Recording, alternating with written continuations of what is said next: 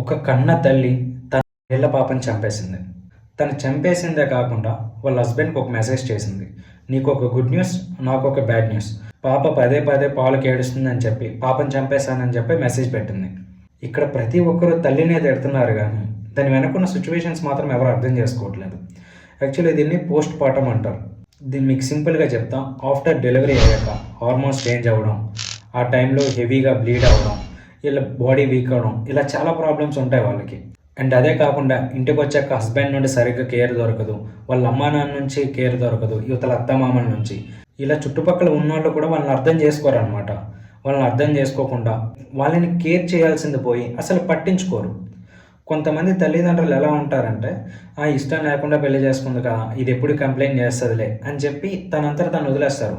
And even ఇలాంటి సిచ్యువేషన్స్లో కూడా వదిలేసిన వాళ్ళు చాలామంది ఉన్నారు. ఈ విషయం చాలామందికి తెలియదు. తను చంపేసిందే అంటే ఆ పాపను ఏదో కావాలని చంపేయాలని చెప్పి చంపేయలేదు.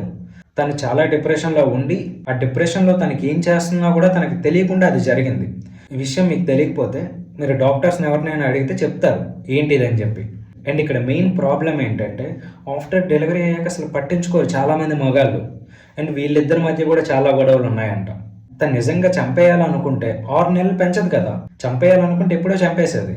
ఒకసారి మీరు ఆ ఫోటో కానీ అబ్జర్వ్ చేస్తే తను చాలా అందంగా రెడీ చేసింది ఆ బేబీని.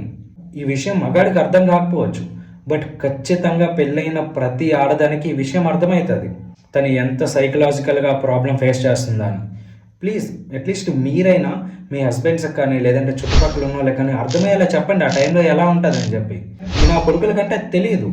ఇదే కాకుండా తల్లి పొజిషన్లో ఉన్న వాళ్ళు కూడా ఇది అర్థం చేసుకోలేరు. అది దరిద్రం ఇక్కడ. అండ్ ప్లీజ్ ఏం తెలియకుండా నెగిటివ్గా స్ప్రెడ్ చేయొద్దు ఎప్పుడు కూడా.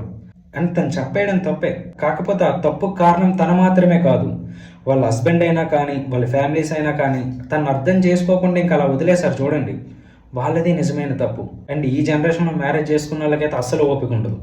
ప్లీజ్ కొంచెం ఈ విషయానికి తెలుసుకోండి. ప్లీజ్ మా ఎప్పుడు కూడా నెగిటివ్ స్ప్రెడ్ చేయొద్దు.